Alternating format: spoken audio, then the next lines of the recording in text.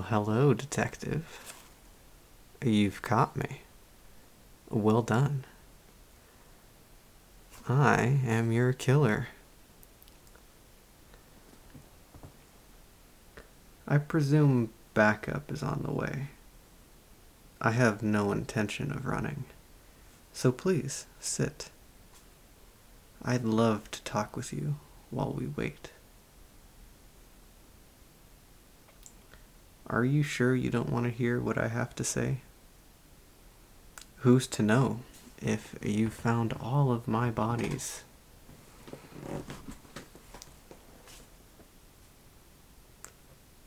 It doesn't matter who I am. Who I am means absolutely nothing now. I've never felt the need for a name. But if it makes you more comfortable, detective, you can call me John Doe. Ah, yes. The notebook. I have a lot to say, and it covers a lot of different things. And I've been waiting for you a very long time, and I really want to get this right. So, notebook.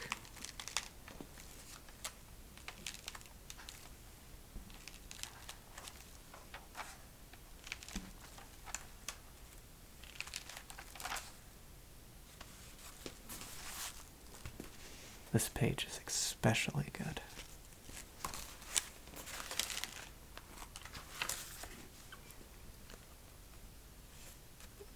You moved here from upstate recently. From Cowtown, as I understand it. You must be one of those law officers who thinks they can make a difference, especially if you transferred into the city on purpose.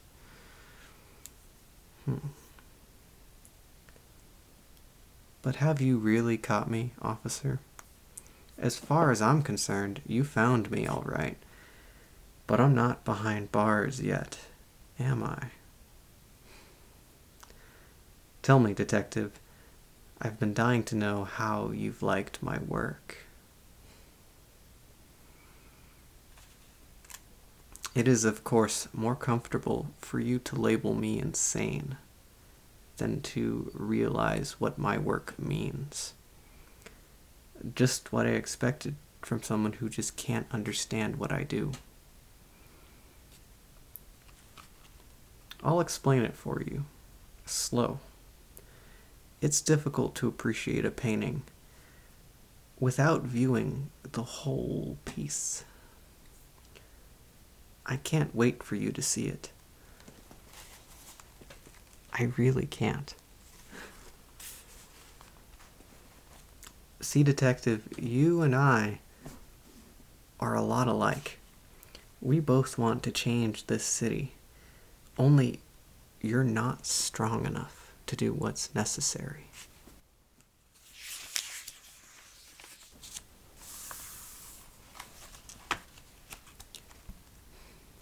I do not kill innocent people. A multi-billionaire who pays his workers so little they have to live on food stamps. A business manager who felt so entitled to others' passion that he harassed his employees. A priest whose actions are so horrid and unforgivable, I cannot even speak of them to you. Only in a world this shitty could you even try to say these were innocent people and keep a straight face. You really should be thanking me, detective. This work is not yet finished. Because of me, you'll be remembered after all of this is over. Each of the people I killed were meant to send a message, to ring a bell, and that bell has been rung, and they can hear it. That message has been read loud and clear. They've heard me. I suspect you've figured this out as well. Maybe not to the full extent, though.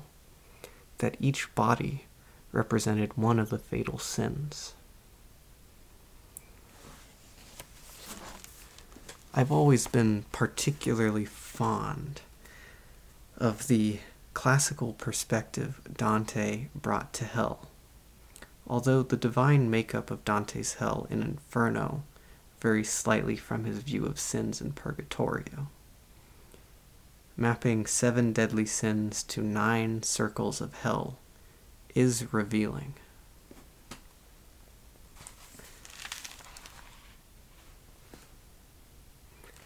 I'll explain further because you seem a little lost, detective.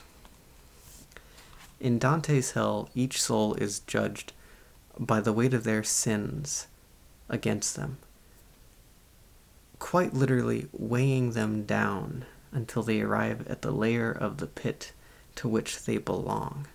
Dante identifies the 7 sins as the starting point for the divine judgment. As you know, these sins are lust, gluttony, greed, sloth, envy, and pride.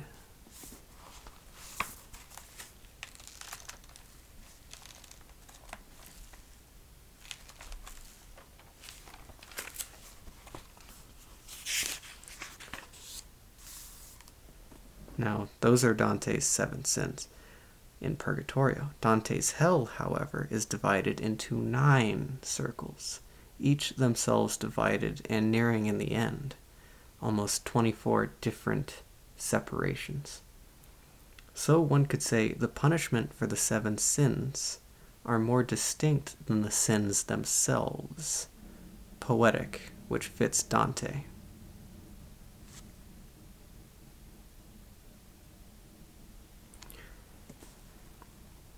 Are you still following me, detective?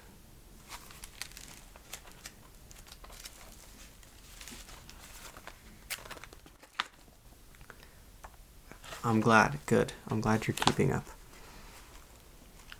So, the first body you found attributed to me was that revolting business manager. You found him as I had left him, bound and blindfolded in a locked room full of venomous snakes and, of course, rats. I want you to know that he did die afraid and in agony. Much like the torment he inflicted on his employees, he jumped and screamed at every creature that bit or nibbled or slithered over his helpless form. That's correct, detective. Very good. His transgression was lust. Couldn't keep his damn hands to himself. The next body was that chef whose restaurant chose to feed the dumpster every night instead of the lost souls on their doorstep. You found him in a bathtub. I left his torso and head floating on top of his liquefied legs. Do you want to know how long he remained conscious? That's a pity. The answer would surprise you. And yes, his sin was gluttony.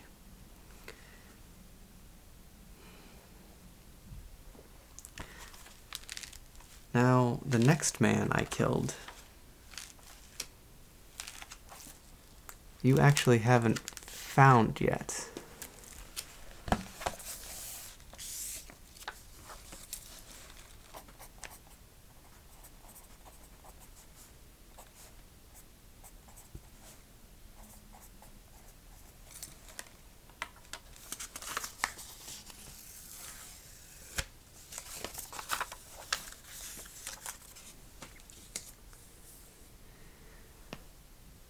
Those are the GPS coordinates for his remains. At that location, you will find the remains of the billionaire I spoke of earlier. I made him walk until he dropped in the desert outside the city. I wanted him to die from exhaustion in one of his warehouses, but time was dwindling, and I do have a schedule. I just couldn't make it work. His downfall was avarice, or greed. My next sinner was that insolent serial killer who truly earned his place in the seventh circle. Do trust me on this. Absolutely macabre. He fancied himself an auteur. He would not shut up about his work. Talked about it until the very end, literally till the moment that he died. I think he saw some sort of camaraderie between us. The absolute fool. I prepared a part of his thigh for a meal. Figured it was as good a punishment as any for a mass murdering, harpsichord playing serial killer. Cannibal. Detective, I fail to recall you or the police of this city ever apprehending this man or getting even close to catching him.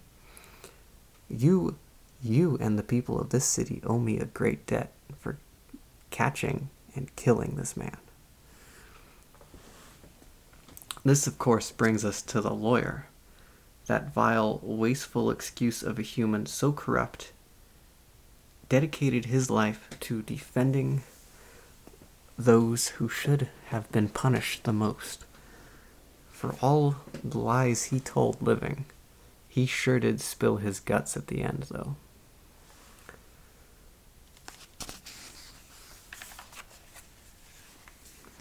Now, of course, there is my most recent victim, my most recent work of art. The man in the icebox you found on lower third. A priest. Detective, if you weren't thanking me before, you will now. This man, this hypocrite, a treacherous, degenerate sleaze, betrayed the trust of his devout and God himself by preying on the most vulnerable in his congregation. Unspeakable evil. I only wish I could punish him more, or others like him in this world. Freezing to death in that cold concrete bunker was almost too good for him. Oh, I know, that was only 6 bodies. You're quite right, detective. As I said, I'm not finished yet. I've been, and you know, since I have you here,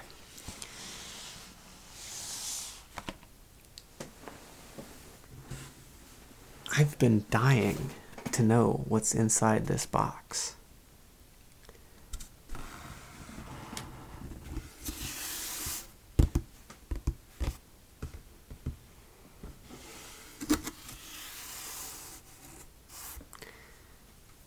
It's not for me. It's actually labeled for you, detective.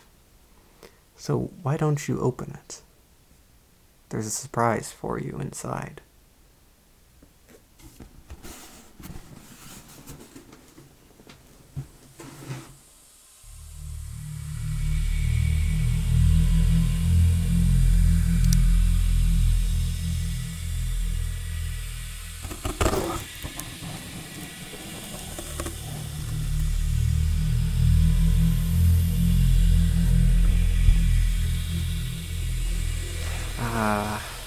What was your wife's name, detective?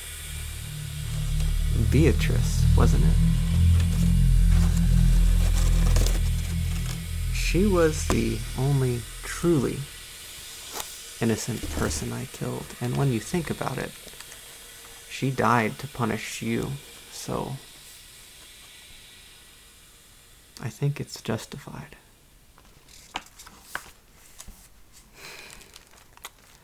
Detective. What are you going to do now? Do you think prison's too good for me?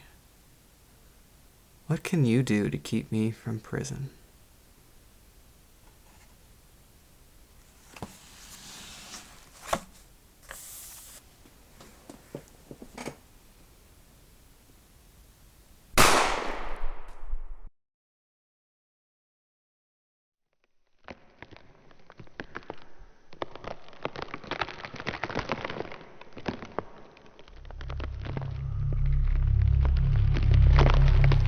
Well, done, detective. You added the finishing touches to my work. Without you, I would have never completed it. We built his monument, and he saw fit as to reward us with a place in it. Welcome to the Inferno. Welcome to the Kingdom of Dis.